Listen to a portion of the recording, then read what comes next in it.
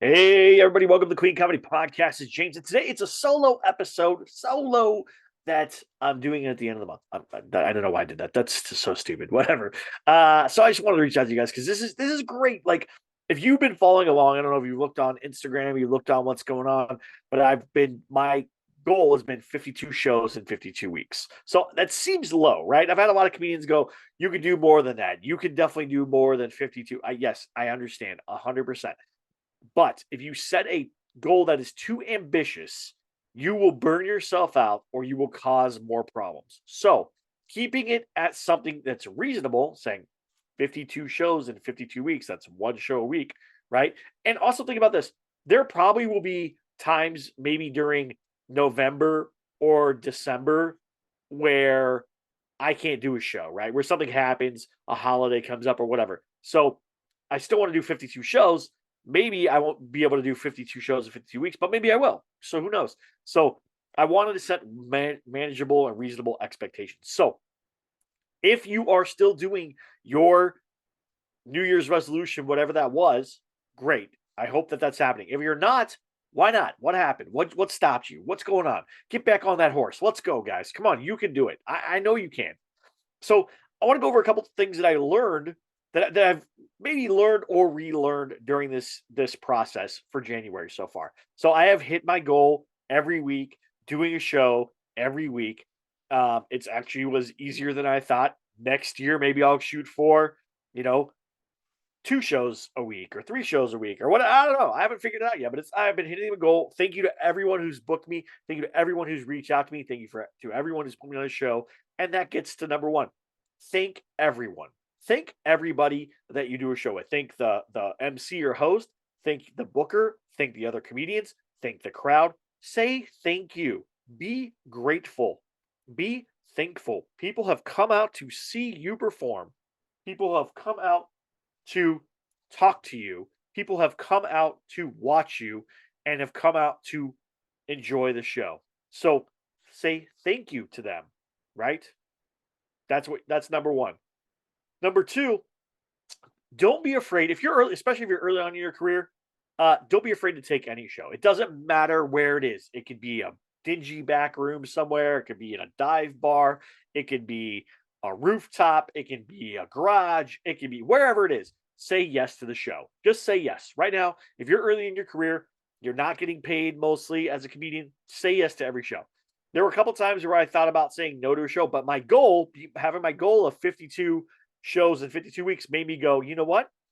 Just say yes to the show. I'm going to say yes to the show. I'm going to step up and I'm going to take a yes on there. I'm going to say yes. Even though it shows I was like, I don't know, or I thought about like, ah, man. And I had people say, oh, I'll invite you out to Upland or I'll invite you out to whatever, far away. I, you know what I said after the first couple weeks, I was like, yeah, I'll say yes to that. I don't care. I'm always down to say yes. So just say yes. I know if you're looking at my hair, if you're watching the video and you're looking at my hair, I did get a haircut. I'm trying to do something different with it. It's got like little lines on the side. So trying to do stuff. um, so just say yes. Don't be afraid to say yes. Make this the year of yes for you, where you just say, yeah, I'll do it. I'll do the show. I don't care how far it is.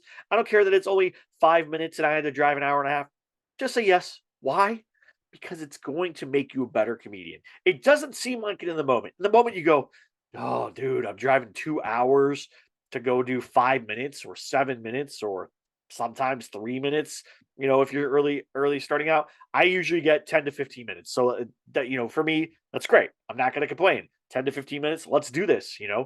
I'll drive wherever. I was doing 10 to 15 minutes opening for Craig Shoemaker and having to sell merch and doing other stuff. And yeah, I got paid well, but 10 to 15 minutes as the opener, that sucks, man. Like, that's usually a 20 to 25-minute spot for most comedians. So, and I got lucky when I got 15. Normally I was doing 7 to 10 in front of a guy who was doing 90 minutes. So it was like a little thrown off. And it was a bummer at times, but hey, I was getting paid. I was getting experience. I was going to new places. So in the big scheme of things, all the negatives that came out of that, and there are a lot, and I'm not going to do an episode about that, but I have thought about it. Of all the negatives that came out of that, there was a lot of positives that came out of it. So in the end, take the negatives that are there and turn them into positives. Say yes, do what you got to do. The next thing is Do not be afraid to write on stage. If you're a new comedian, or even if you're an old comedian, take a moment, a bit that you've been working on in your house or been at home or with your friends or whatever, and try it on stage. I just tried a bit this week. I was out and about talking to friends, and we were talking about our kids, and I was just mentioning how like being a kid is so much different, and I grew up a latchkey kid, and how we used to run the streets or whatever. I just started talking and riffing, and everyone around me just started laughing. They were just laughing at what I was saying. But here's the thing. I was dead serious when I was saying this, but everyone's laughing, and I'm like, oh, there's a bit here, right? And so immediately, as soon as the conversation was over, I said, "Excuse me, I need to step away," and I wrote down some of the things that I remembered from that conversation to try on stage, and then I took it on stage on Saturday, and I just took the pieces that I remembered and the piece that I written down, and I just riffed on it on stage, and it got a great response, right? So don't be afraid to write on stage. And I'm going to say thank you to Paul Douglas Moonjean. And if you're not following his newsletter, I will put a link in the show notes. If you're not following, you're missing out. But I want to say thank you to him because he's the one that forced me to write on stage because he took my set list from me, from my hand, and said, go find the jokes on stage. That was the most terrifying moment of my life. And I had 10 minutes to do, right? I had 10 minutes and he said, don't do any of your material. Go find jokes on stage. I did none of my material. I did 10 minutes of just me figuring it out on stage. There were ups, there were downs, there were great moments. There were moments where I was like, oh, I'm losing them. This isn't working. It was terrifying, but guess what? It got me out of my own head. It got me into a new zone. I learned a new skill. I leveled up. That's the whole point.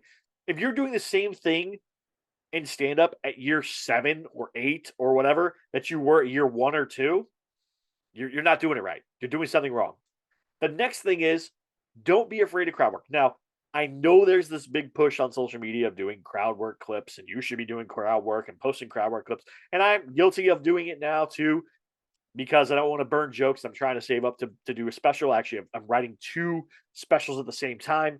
Um, so I'm trying to figure out which one I want to do for this small set, and this one I'm going to do for my self-produced one. I'm going to do a self-produced hour, and I'm going to try to do a standalone set for Dry Bar. Those are the 2 goals that I'm working on now. So I'm just taking material and putting it in each pocket and figuring it out. Obviously, I'm building the Dry Bar one first because I want to have that tight 25, 22, 25 ready to go so I can go to Dry Bar and show, hey, look what I'm doing. This is tight. It's funny. It's whatever. But it's going to be thematic. And then the other one is going to be a flow, kind of like fun hour-long set that I'm going to do. So I'll have 2 of those that I'm working on, and that's what I'm doing. But I've been posting crowd work more because I've got to get comfortable in those moments of crowd work where I wasn't comfortable with crowd work before. And I know it's annoying to see comedians on there just crowd work, crowd work, crowd work, crowd work, crowd work. I see it all the time. But it's unfortunately a sad fact of comedy at this day and age, at this stage. It wasn't so big before, but comedians posting these crowd work moments have blown up. A lot of it started with the heckler versus videos, right? Where we were getting um, comedians versus hecklers, and it's turned to that. Then Matt Rife has done the nice version of that, and so then there's been the comedians turning it back on themselves of, oh, I did crowd work stupidly, and here's the stupid version, and it's still funny. That's great. These all these versions work. I've been doing more crowd work. I try to do one set of crowd work in each show that I do from now on, like moving forward, just like one little short bit of crowd work, just so I can get used to it. Because I seriously, I'm not comfortable with crowd work. I'm so uncomfortable with crowd work. I know that I can do it, but it's something about it just throws me off because I'm not prepared. I am trying to have fun. I'm trying to be in the moment. I did improv for that reason. If you guys have been listening, you know that I try to improv so I can get better at being on my feet and doing that stuff. It's just one of those things that was just very, very difficult. So I'm getting better at it. I'm trying to work on it. You should work on it too. Don't make it your whole thing. Don't just make it so you try to get a clip for it because that's even worse. I've seen that. We're like, oh, I'm gonna do only crowd. I heard comedians say, I'm gonna do a bunch of crowd work tonight, see if I can get clips for Instagram or TikTok or whatever. And I'm like, this is gonna be terrible. And then what it does is if they're like in the middle of the show or whatever, it ruins it for everyone else because you can't do that much crowd work afterwards. And I only do a crowd work about one specific thing, and so I am still doing topical, like if this is the topic, and I relate it back to my set, that's what I try to do. I try not to just do, "Hey, where you from?" Blah blah blah. Like not gonna do that, right? That's stupid. And I also will ask headliners if it's okay. Hey, do you mind if I do a little crowd work? This is what I'm going to talk about, and I'm going to tie it into this joke. Will that be okay with you? And then usually they go, yes, that's great, that's fine, or whatever. Or I've only had one headliner say, I would prefer if you didn't do crowd work because I do a lot of crowd work in my set. Then I go, okay, yeah, no worries from there, and no biggie, dude. That's fine with me. I'm not trying to step on your toes. That's the other thing. That's respect. That's where the thank you comes in. That's where all that stuff goes. You go, thanks for listening to me and thanks for giving me the opportunity. I appreciate that. I'm not going to do crowd work, and then you don't do crowd work. Now, sometimes the crowd comes at you, and you have to end up doing crowd work, and that is the hardest part, where they just yell out stuff, and you kind of have to go, okay, I can either address this, or I can go, all right, I didn't hear it. Keep move on. Just tell my jokes. And in a rowdy room, you have to address it, right? If there are multiple people are talking, you have to address it. If it's just one group of people, you can just look at them and start telling your jokes, and they will usually stop what they're doing and not do that anymore. So just be aware of that. The other one is build relationships at shows. Every show I've gone to, I've built relationships. I'm so grateful for Dive Bar Comedy. It's a great thing. Go follow them on Instagram. They have given me so many spots in these just crazy places, and I've been lucky enough to go do it, and they rock. They're a great duo. Uh, Carol and Joe. They're two comedians. They're amazing ladies. They have a bunch of spots all over LA, and they're just awesome. And they put together great shows. And so I'm grateful for them. The shows are in crazy places where you're like, there's a show here. And it's so much fun because it's just so different. It gets you out of your element. So I've been so grateful for them. Sam Bear up in Santa Barbara has given me spots. Louis Morrow up in Santa Barbara has given me spots. Carol Metcalf up in Santa Barbara has given me spots. I know a bunch of people that work up there that now have given me opportunities down here in LA, and spread a lot of stuff around. I'm grateful for every opportunity. Kevin Alderman, who's been on this show for the Comedy Cartel, does shows. Darren Carter brings me on stuff. Just so many people have stepped up and said, "Hey, I appreciate you," or "Hey, would you like a spot?" And it's just been great. I've just loved every second of it, and I'm super grateful for it. So those relationships are just there. They're just part of what you do. And the thing is, the comedy community is small, so they know you. So if someone doesn't know you directly, you can say, "Oh, I saw that you had so and so on your show. They know me, and they can tell you, vouch for me or whatever." A lot of times people will just look at my Instagram and go, "Oh, you opened for Darren. Oh, you did this thing. Oh, you've done this show. Oh, okay, cool." There's a lot of that. So don't be afraid to post. That's why it's important to say thank you, to get pictures, do all this stuff. And I know it seems vain. That's the problem that I have, I guess, with comedy is it's this vanity piece of like, I'm not a vain person. I don't want to. I mean, would I love to be famous? Of course, right? Who wouldn't love to be famous? You get money and not power, but you get money and the privilege of like traveling. And I was going to say money, power, respect. Like I listen, 90s bad boy records, but you get to like show up and go places and do cool stuff. Like I always said, if I ever got super famous, I would try to beat John Cena at the Make a Wish thing. Right, that would be my goal. Like I don't think it would happen. I don't think I'd ever beat John Cena at doing Make a Wish, but I would give it my best shot to try to do the best that I can to do as many Make a Wishes as I could. And I would literally just go from like as I traveled city to city, I would just go to children's hospitals or whatever and try to like help and do whatever I could. So that would be like my big goal is to use this platform to do something greater than myself. Um, I'm not at that level yet. I don't have that ability to do that yet, but I'm hoping that I'll be blessed enough to be able to go do those things and then take my friends and have them do cool stuff. And then use those moments of like, hey, I'm going to Chicago and I'm going to open in this theater. I have my guys that are coming, but I'm going to pick one person to come and do a guest set. You know, send me your stuff. Let's review. We're going to review your stuff, and then we'll have you open, and then we'll do a podcast with you. That would be great, right? I would love to do that. That's like one of my big goals is to like bring up other people. And I'm not losing anything from that. I give them 10 minutes, big whoop. They they get 10 minutes in front of a great crowd, in front of a crowd of people they weren't expecting. They're going to get to, do something that they weren't possibly going to get to do yet. Which is why not give opportunities? That's what it is. This is every show should be a growth moment for every comedian that steps on that stage. If you go on stage and you do the same set that you've been doing for 5, 10, 15, 20, 25, 30 years, you're not growing, dude. You're not getting better. You're stagnating. And then you're wondering why people don't want to see you do comedy. Because I've heard your jokes 10,000 times. Why would I want to see you again?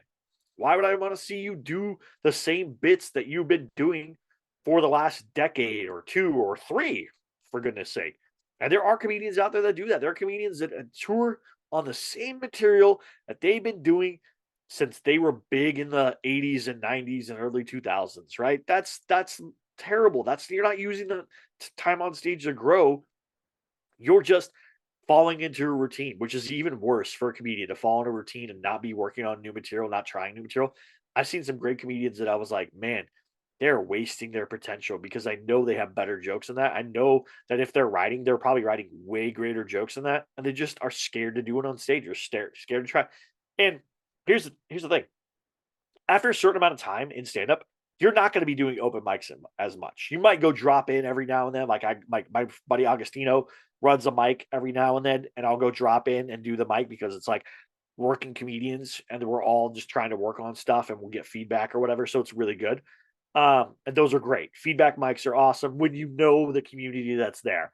Feedback mics when you don't know who's there, what level they're at, what's going on with them, whether they're just like a person who's using it as therapy or a person who's using it to actually like work around the world. Those are two different things. So just be aware. What else? And those are kind of the big things. So, you know, thank everybody, be nice, be kind, build relationships at those shows. Just say thank you. When you say thank you and you thank other comedians of the show, share your Instagram, share your TikTok or Twitter or your Facebook or whatever it is that you want to share. I share my Instagram. I get their Instagrams. I try to follow everybody. I appreciate it. And I hopefully they follow me back. Uh, Use that time to write on stage. So try something. If you wrote something today and you go on stage tonight, work it into the middle of your set. If it bombs, who cares? You move on to the next bit that you know works and keep going from there. Um, don't be afraid of crowd work, but don't use crowd work as a crutch. Do not use crowd work to go, I don't have any jokes. I'm just going to do crowd work. The only person that can do that is David Rosenberg and Rosie Pigs on IG if you haven't seen him. That dude is a crowd work master. I have never, ever, ever, besides Todd Barry and the crowd work tour, by the way, but I've never seen anybody just master crowd work as much as he does. And he's just so good at it. And he just, I love him. He's amazing. Like, dude, if I had like a 10 of that skill that he has to do crowd work, bro, I would be doing I would be putting up clips like every day of me doing crowd work because he's just so amazing. Um, what I do crowd work to take every show, use every show to grow. So take every show and use every show to grow. Just say yes. Make this the year of yes for you. Say yes. Say yeah, I'll take that show. Doesn't matter where it is. Doesn't matter. Find a way. You can get there. If you have to travel from Philly to New York or Philly to Boston or DC to Philly or DC to New York or whatever, take the show. Just say yes. Make this the year of yes. You're only going to get better by pushing yourself out of the comfort zone. I have lived in the comfort zone for way too long in my life. Granted, I am not afraid of being uncomfortable. I like it. It doesn't bother me. I was the silly guy who would do anything on a dare back in the day. Ask anybody who was with me in the Navy. I'll do stupid stuff just to get a laugh. I don't care. It doesn't bother me. Like, whatever. When Jackass was out, dude, I would have easily made it onto that show. I have no fear whatsoever. Makes snakes. Snakes I am scared of. Other than that, I'm not scared of anything. Spiders, I don't care, whatever. But snakes, yeah, definitely scared of. But that's it, man. Like, use those shows to grow. Just say yes, work them out, take every show, make this the year of yes for you. Make this the year that you go beyond what you thought was capable for you. That's why I did this 52 weeks thing. Was I already getting booked for a lot of shows every week? Yeah, but I wasn't keeping track of it. I wasn't doing it. John DeResta, who I want to have on the podcast, keeps track of every set, and he puts the number up on his Instagram of what set it is, like 3,000, whatever, and something 6,000 or whatever. I should go look at it, but it's always he logs it. He's keeping a running log of these sets, and it's just amazing to see what he's doing. And I'm always like blown away because he's a great guy, and so I am lucky enough that I get to be around these amazing people, get to see these amazing shows. And if you want to keep growing, That's what you have to do. So hopefully this helps you. If you guys have any questions, please go check it out. If you haven't signed up for the Substack, if you've not signed up for the Substack, what are you doing? Go sign up. I'm going to put the link in the show notes. $5 a month. You get an additional podcast where I go over stuff. You get posts every week that are just for regular readers. And then you get a post that is for everyone, a free post and then a regular post. Do not miss out. I'm telling you, $5 a month or $50 for the year, it's worth it. It is so worth it. The last one I put out, worth of $50 alone on its own. The one where I talked about portfolios, $50 alone on its own. People pay hundreds of dollars for this kind of stuff. And the reason I charge you, and I know people are gonna go, why are you charging, James? The reason I charge you is because I know, and this is psychologically true, if people do not pay for something, they do not see the value in it, and thus they will not work on it. They will not move forward with it. I guarantee you that if you pay this $5 a month or the $50 for the year, which I would pay the $50 for the year, honestly. But if I did that, dude, I'd be so stoked because I already got my money worth in the portfolio one. And here's the other thing. If you sign up and you do it, when you get your portfolio, hit me up. I'll go over your portfolio with you. Or I don't want to, nah, I'll go over your portfolio with you. Was going to say your set, but the set needs to be a different thing. And I do those too. I do set reviews. Hit me up. I do a set review for you. I'll watch your set. I'll give you notes. Then we'll get on a 30-minute Zoom call. We'll talk about it. We'll go over it, and I'll give you feedback on that as well. Thank you so much. Please like, subscribe. Please check it out, and stay tuned for some more ads. I have ads every week. People are just, we're trying to make your life better. Thank you so much. The ads help the show. Please listen. Have a good one. We'll talk to you soon. Bye.